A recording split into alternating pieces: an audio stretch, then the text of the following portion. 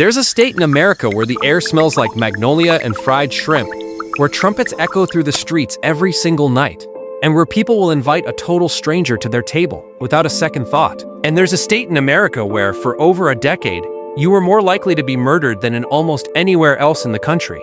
Here's the strange part: it's the same state. Louisiana. This isn't a story about crime statistics. This is a story about how a place becomes what it becomes.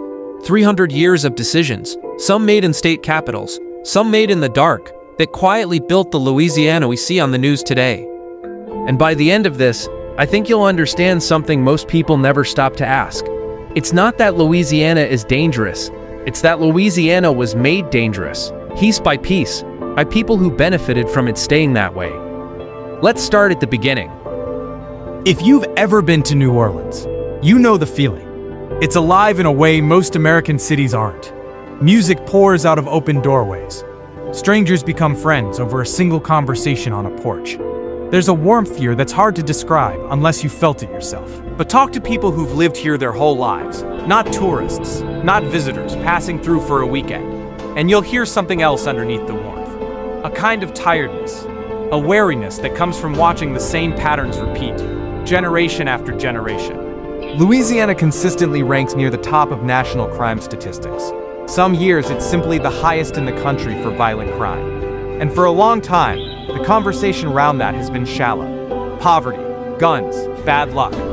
But when you actually dig into Louisiana's history, you find something much harder to look away from. This state's relationship with violence isn't recent, it's foundational. It was built into the economy, the politics, and even the geography itself. So today, we're not just asking, why is Louisiana dangerous? We're asking, who built it this way, and why did they need it to stay that way? To understand Louisiana, you have to go back to the land itself. Specifically, the stretch of the Mississippi River now nicknamed, without much irony, Cancer Alley. Before it earned that name from petrochemical plants, this same 80-mile corridor between Baton Rouge and New Orleans was home to some of the largest and most brutal plantation economies in American history. Sugar, not cotton, was king here, and sugar was even harder on the human body than cotton ever was. The work was relentless, cutting cane by hand in brutal heat, running dangerous milling equipment day and night during harvest season. Enslaved people on Louisiana's sugar plantations had some of the shortest life expectancies of enslaved laborers anywhere in the country. This wasn't incidental. It was a business model. Human beings were treated as a renewable resource, worked past the point of survival, because the profits justified it to the people making that calculation. This is the uncomfortable starting point of Louisiana's story, an economy built entirely on the idea that violence was not a bug in the system, but a feature of it. Control had to be maintained through fear, because the system itself was unsustainable without it. And when slavery legally ended in 1865, that underlying logic didn't disappear. It just needed a new form. Reconstruction was supposed to be a new beginning. For a brief window, Black Louisianans voted, held office, and built political power for the first time in the state's history. Louisiana even elected the nation's first Black state governor during this period. But the old plantation elite didn't accept that new reality. They fought it violently. Louisiana in the 1870s became one of the deadliest political battlegrounds in the entire country.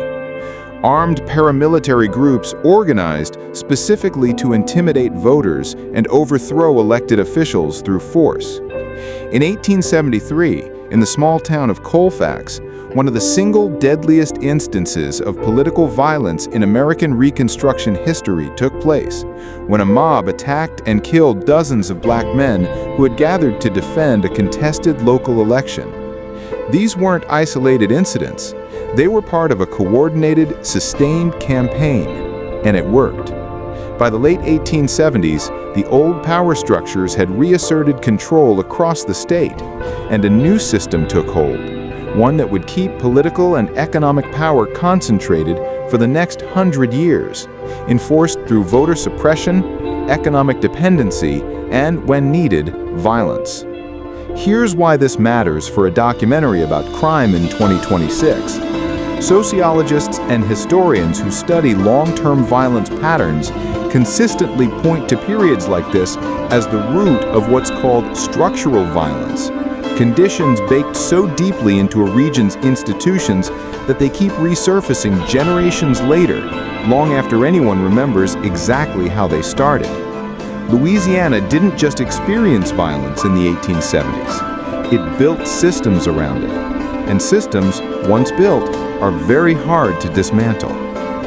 By the 20th century, Louisiana's power struggles had moved from the plantation to the state house, but the underlying playbook of control barely changed.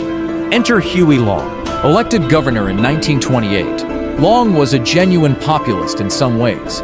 He built roads, schools, and hospitals for poor Louisianans who had been ignored for generations.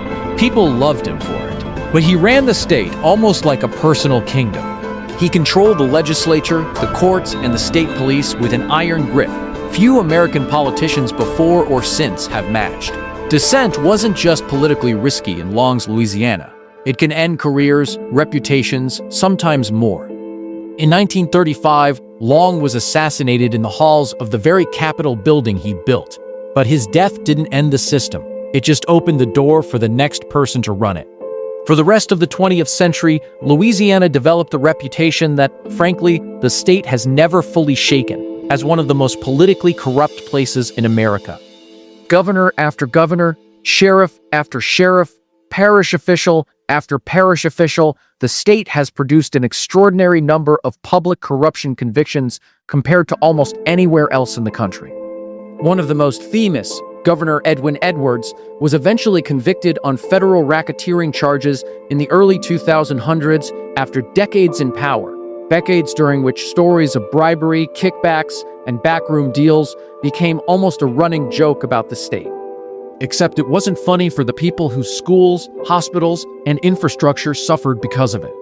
Here's the connection that matters.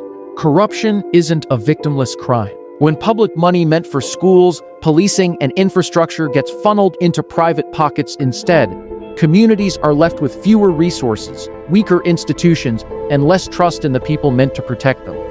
Criminologists have long linked exactly these conditions: under-resourced schools, weak public services, low institutional trust, to higher rates of violent crime. Louisiana didn't just have corrupt leaders. It had corruption as a governing style for the better part of a century, and the bill for that eventually comes due. By the late 20th century, that bill arrived in full in New Orleans. Through the 1980s and 90s, as the crack cocaine epidemic swept American cities, New Orleans is hit as hard as almost anywhere in the country. Combine an already underfunded police force, decades of economic neglect in historically black neighborhoods, and a wave of drug-related violence, and the result was staggering. In 1994 alone, New Orleans recorded one of the highest murder rates of any city in the United States that year. The police department itself became part of the story. Throughout the 1990s and 2000s, the New Orleans Police Department faced repeated corruption scandals. Officers convicted of crimes ranging from bribery to, in some of the most disturbing cases, involvement in violent crimes themselves. Public trust, already thin from a century of documented discrimination and neglect, eroded even further. And when people don't trust the institutions meant to protect them, crime doesn't just persist, it becomes harder to ever fully address, because reporting it, testifying about it, cooperating with investigations, all of that requires a level of trust many New Orleans communities simply didn't have. By the early 2005, the city was beginning, slowly, unevenly, to turn a corner. And then, in August 2005, everything changed again. Hurricane Katrina wasn't just a natural disaster. For New Orleans, it was a stress test that exposed every crack that had been building for over a century, and then widened them. When the levees failed, roughly 80% of the city flooded. Over 1,000 people in Louisiana lost their lives. Hundreds of thousands more were displaced, many permanently. And the neighborhoods hit hardest were, unsurprisingly, the same historically underserved, majority black communities that had already been carrying the weight of a century of disinvestment. The lower Ninth Ward became the most visible symbol of this, a neighborhood essentially wiped off the map. The aftermath was its own kind of trauma. Families were separated for months, sometimes permanently, as evacuees scattered across the country and never returned.